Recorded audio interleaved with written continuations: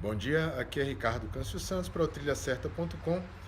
Eu volto nessa manhã fria de São Paulo, não é? Mais agradável, para tirar uma dúvida de um integrante do nosso grupo de WhatsApp, aqui mesmo de São Paulo, ok? Relacionado ao dólar, quais são o que é que está afetando essa alta, o que é que poderia afetar uma baixa do dólar? Pois bem, eu vou tentar analisar o cenário atual, o que é que tem acontecido e por que que o dólar está perdendo tanto valor frente ao real.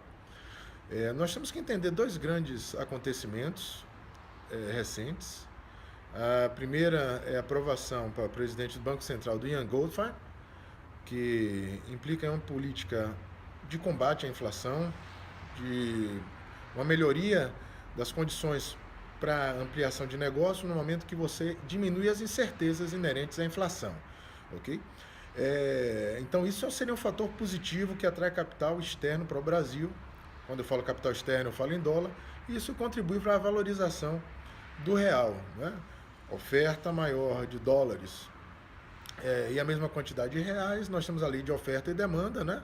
Demanda maior pelos reais, então você tem uma valorização do real.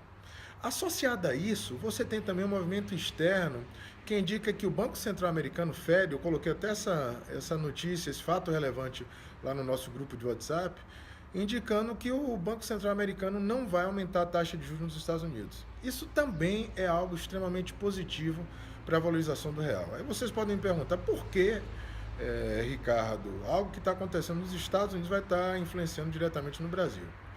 Veja bem, você tem uma quantidade gigantesca de capital que está circulando no mundo. Esse capital está buscando uma maior rentabilidade. Se você aumenta a taxa de juros nos Estados Unidos, você influencia, não é, que esses capitais se direcionem para os Estados Unidos. Ou seja, em todos os demais países no mundo eles vão estar vendendo as moedas locais e comprando dólar para estar investindo em títulos americanos que estão pagando maiores taxas de juros. Mas não é o caso, porque o Fed já indicou que não vai haver uma mudança, uma alteração, não vai haver uma alta na taxa de juros americana. Então isso contribui também para que esse capital não se direcione para os Estados Unidos e continue firme aqui no Brasil. E alguns fundos de investimento que acreditavam que haveria um aumento da taxa de juros e já haviam colocado dinheiro nos Estados Unidos, eles migram de volta para cá para o Brasil. Então, outra razão para o câmbio estar se valorizando no Brasil.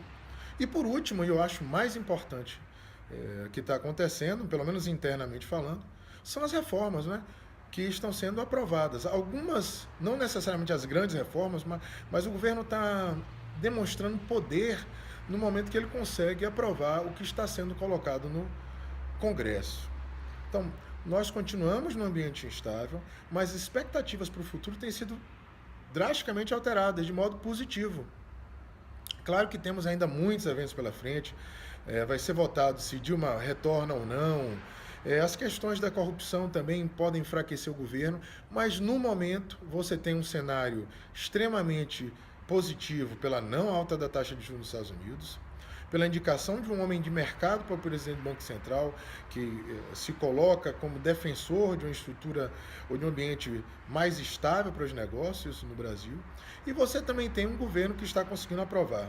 Tudo isso cria um cenário positivo que atrai esse capital e faz esse dólar perder valor, porque uma vez que você está tendo um excesso de oferta de dólares, você tem uma valorização do real, como eu já havia explicado pela lei de oferta e demanda. Espero ter contribuído para vocês entenderem um pouco mais sobre o sistema em que nós vivemos. Ricardo Câncio Santos, para o trilhacerta.com.